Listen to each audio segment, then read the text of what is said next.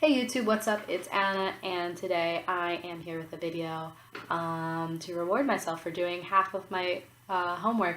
And also, because I'm 2 weeks behind in my homework, I thought you should know why. It's because I watch TV, and here are 10 shows and an honorable mention of shows that I am fully committed to. In almost all cases I finished except for 3 or maybe 4.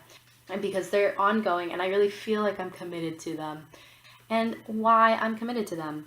The first 2 on my list are Star Wars shows. Star Wars Rebels, which finished in March of this year, and Star Wars The Clone Wars, which was announced to come back in July.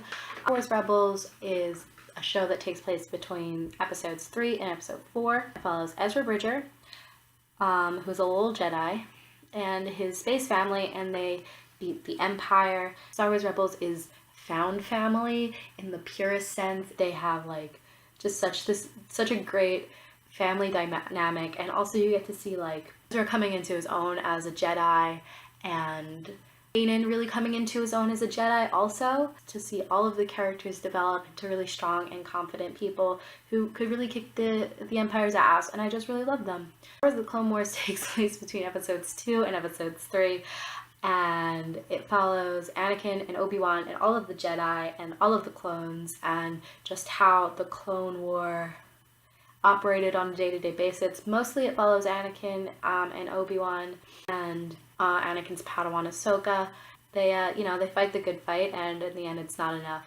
But it's really nice to see their relationships explored, and the animation for both Star Wars Rebels and for Star Wars The Clone Wars is really beautiful. The writing and the music and the characters and the animation are all beautiful, and I'm not like an animation person, like I don't actually know what I'm talking about. Also, because we're talking about Star Wars, Star Wars Resistance, which is on Disney Channel on Sunday nights, follows Kaz and BB-8. Kaz trying to be a member of the Resistance against the First Order, trying to be a spy, but he's a little spoiled brat, so he's not very good at it. It's very juvenile, but I think it's actually a really good time, just like a little half-hour TV to wind down on Sunday nights, so I'm really looking forward to seeing the next episode. I also watched in 2018, and I cannot give enough love to The Good Place, which airs on Thursday nights at 8:30 on NBC. The Good Place follows Eleanor Shellstrop, and she is accidentally placed in the good place, but the reason that I love The Good Place so much is not because it's like the best like comedy I've ever seen. It's just the most heartfelt, like easily digestible, like moral philosophy that you could get. Caliber of writing is just so unbelievable that sometimes it takes for like a rewatch to like understand like how good the writing is. They just do so much so well. The last episode, in terms of comedy and plot and character, was just so good, and I just encourage everybody to watch it. I really feel like it's made me a more thoughtful and understanding person in the way that I think about my relationship to other people. And it's a comedy show, and you'll laugh, and that's what's good. I've also this summer I watched Royal Pains after I finished my summer classes, and it took me about like 2.5 weeks to get through like 8 seasons of Royal Pains. Royal Pains follows brothers Hank and Evan Lawson, and they move to the Hamptons after Hank loses his job as an ER doctor in Brooklyn, and Hank does concierge medicine and Evan helps him run his business, and it's such like a heartfelt and warm show that's like really about showing the best of humanity. I really enjoyed it because I don't like medical dramas, but it's like low on the medical drama. Like it is a medical drama, but like sometimes the situations are just so ridiculous that it like doesn't even matter. I also, one of my favorite things about it is that it did always want to show like the best of humanity and people getting chances, and having Evan and Hank's relationship like develop, and seeing Evan and Hank like become real great guys. Unrelated, just thought everyone should know that Evan R. Lawson, CFO of HankMed, is a Leo, and if he's not, you can fight me, he's a Leo. I also watched Lucifer. I finished that about like a month ago, less than a month ago, and Lucifer is about the actual devil who got bored being the gatekeeper of hell, and he's in LA trying to find himself, trying to find love with Detective Chloe Decker, who is obstinately not in love with him. All in all, it's such a warm and ridiculous and feel-good show. All of the characters are like having a good time. You're having a good time. Like, even when the dialogue is like ridiculous and you don't understand what the story is doing, it hits every single emotional beat, and it's just like a show that's like good to watch that you don't have to think about. Also, this summer I watched Brooklyn Nine-Nine, which is about Detective Jake Peralta and also all of the detectives in the 99th precinct in Brooklyn. It's always funny. I'm not going to talk that much about it because you've probably seen it and I'm late, but it's just always funny and always warm and always a good time. Like, also just like a show that you can turn on and feel good when you're watching it. You're never going to feel bad watching Brooklyn Nine-Nine. I also watched White Collar. I finished that in about March. That ran for a number of years. It either ended in 2014 or 2016.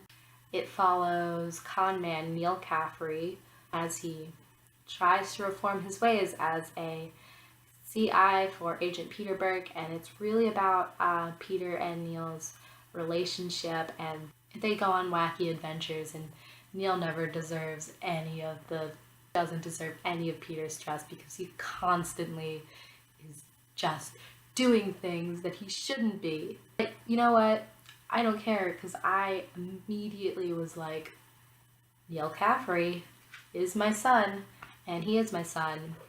I also watched one anime this year, I watched more than one anime this year, but the only one that really stuck with me, that I was able to really like get through it and like really enjoyed it, was Blue Exorcist. Blue Exorcist is about Rin, and he is the literal actual son of the devil, and he wants to become an exorcist to beat the shit out of Satan. And I really appreciate, like, he's a man who knows what he wants. He's my ideal boyfriend. The relationship between Rin and all of like his classmates and his brother, and like with himself, it's just so good. I just love it so much. My last two shows are The Vampire Diaries and The Originals. And so, you know, I've got like a broad interests in TV, but I would say that The Originals is my favorite show. Originals is about Klaus Michelson, and he's a character who first appeared on The Vampire Diaries as the biggest, baddest villain. He's the oldest and most evil vampire of all time, so The Originals was like, let's give him a baby, and The Originals is about Klaus trying to be the kind of person his daughter deserves. And it came to a sad and kind of lackluster conclusion in August. Overall, The Originals still holds its place as my favorite show on television. There's a lot of like good like grunt work in like developing character and plot, and it's usually like fun to watch. Like, even when you don't like dig what they're doing with the story, it's still fun to watch. All the characters are sexy. Think that if you are staunchly anti-Vampire Diaries, which we're going to get to in a second, you should still give The Originals a chance. You might watch one season of it and be like, that's enough for me, but you still, you know, you did it. You watched the best season of television ever, which is the first season of The Originals, because it just does a perfectly crafted tragedy. And then, you know, Klaus is still there, and he's trying to get better for his daughter, and he does. And I just can't say enough good things about The Originals, because it deserves the praise that I give it. Also, The Vampire Diaries is a show that I wish I watched when I was 14. It's 8 seasons of vampire nonsense, and it gets more and more ridiculous as the show goes on, but as you're watching it, you just like fall for these characters, except for Elena. And the conclusion, it had like a few episodes in the last 2 seasons that just racked me emotionally. Like, wasn't that not what I signed up for?